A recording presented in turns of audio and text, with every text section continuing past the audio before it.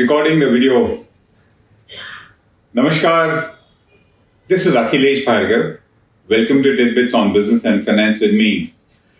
It was at 8:15 p.m. on the 8th of November 2016 that the Prime Minister took the nation by shock and surprise by announcing the draconian demonetization. He announced the immediate demonetization and cancellation of the rupees 500 and the rupees 1000 currency notes and the issuance of newly printed notes of rupees 500 and rupees 2000 instead.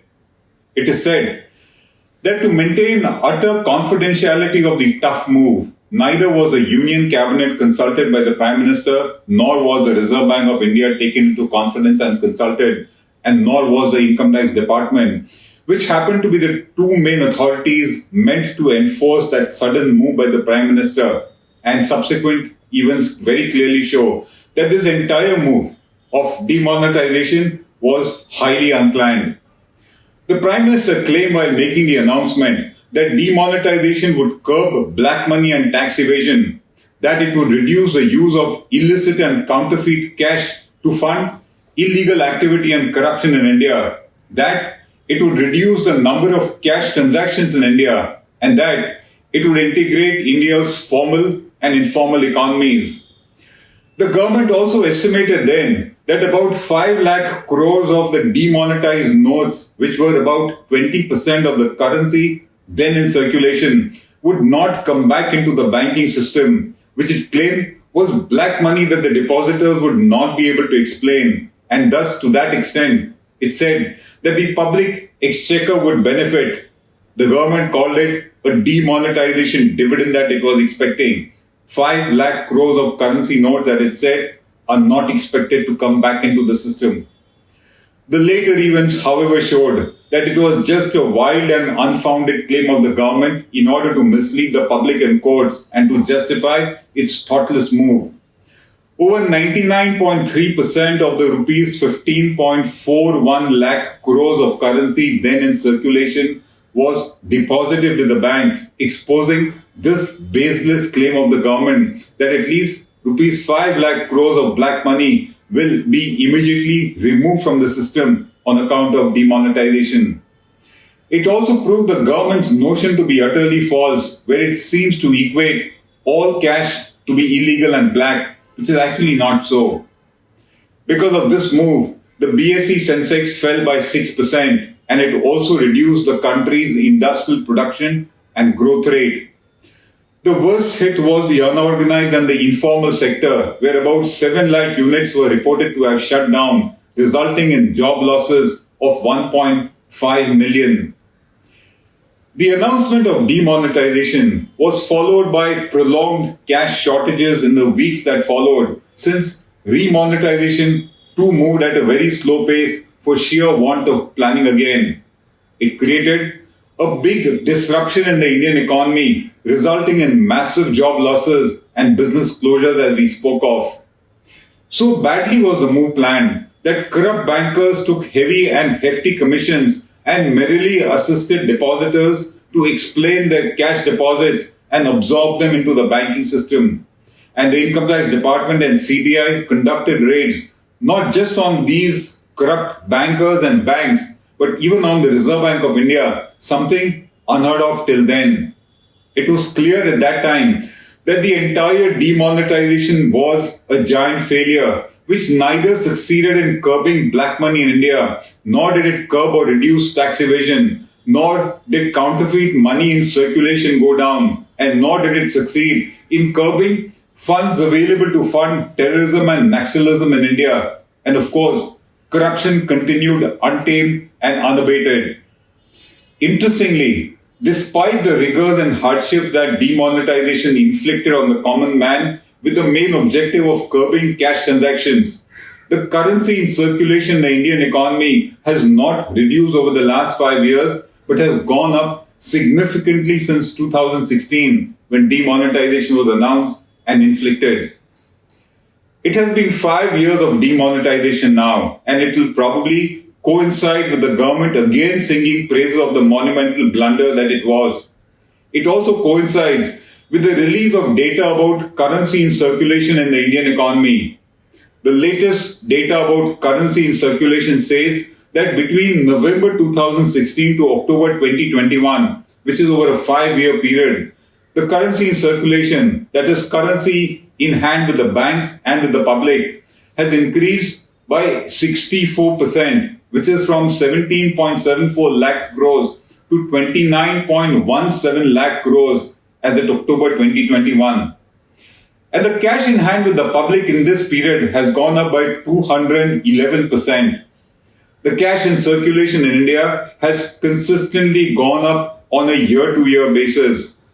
It went up by 16.8% in financial year 2021. It then went up by 14.7% in financial year 2020 and by about 16% in financial year 2019. And each year, the increase of cash in circulation was far more than India's GDP growth rate. In sheer numbers, it increased by rupees 2.84 lakh crores in the year ended October 2019, by 4.57 lakh crores in the year ended October 2020, and by rupees 2.29 lakh crores in the year ended October 2021.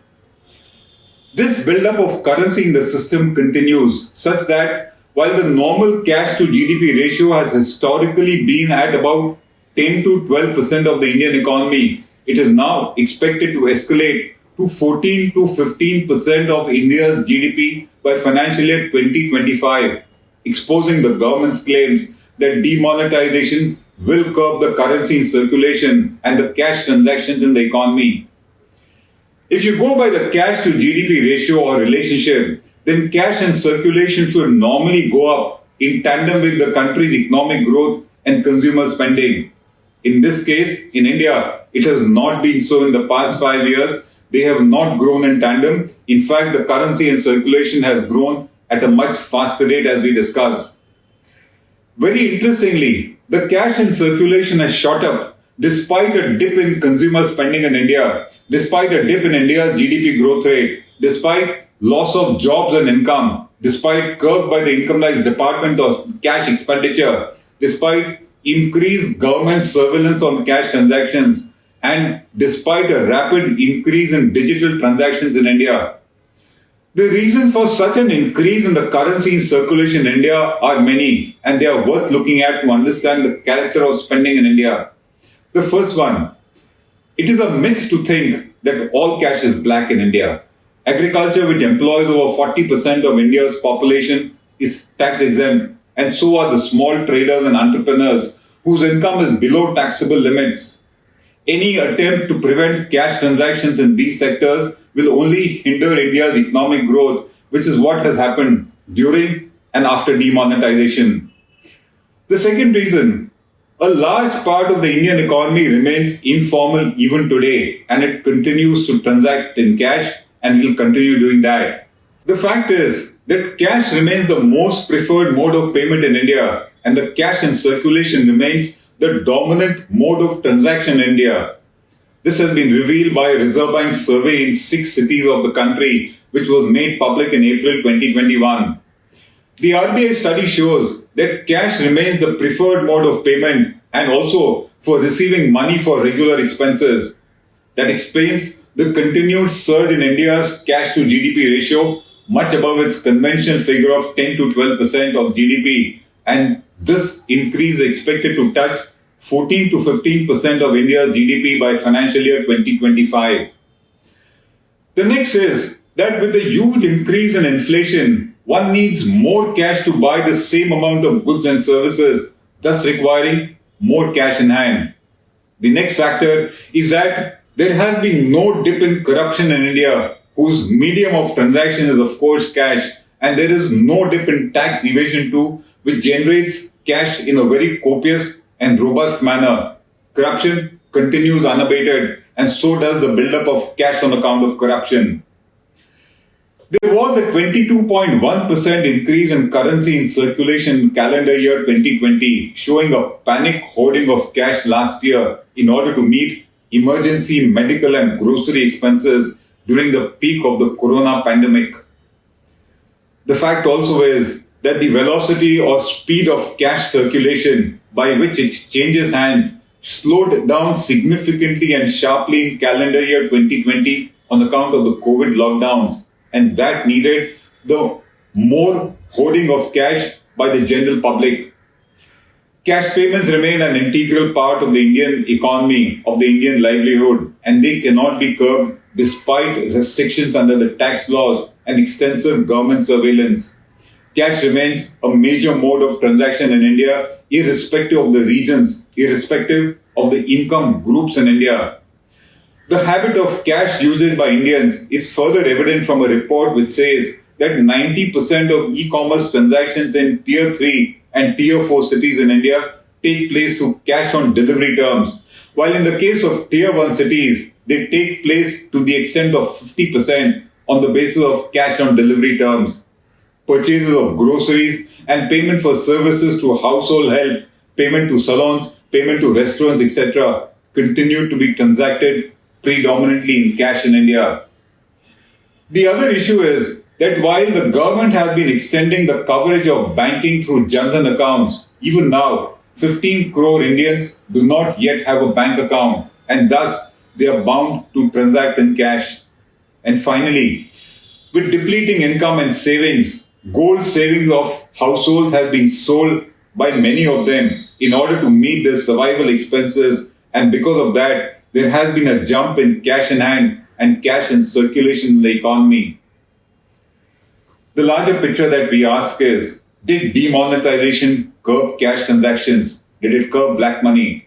Did it curb tax evasion and corruption? Did it reduce counterfeit currency and the funding of nationalism and terrorism in the country? The answer is a clear no. The sad part is that the government smartly keeps shifting the goalposts in order to somehow justify demonetization, hoping that the long-term hardship that the authoritarian mood had inflicted will be forgotten sometime soon. The fact of the matter is that the lingering effects of demonetization, its draconian effects, continue to inflict hardship on the informal, on the small, and on the unorganized sector in particular. And it is not going to be soon that the very event of demonetization, which was such an authoritarian move by the government, will be forgotten. This is Akhilesh Bhargava signing off till we meet again. Namaskar.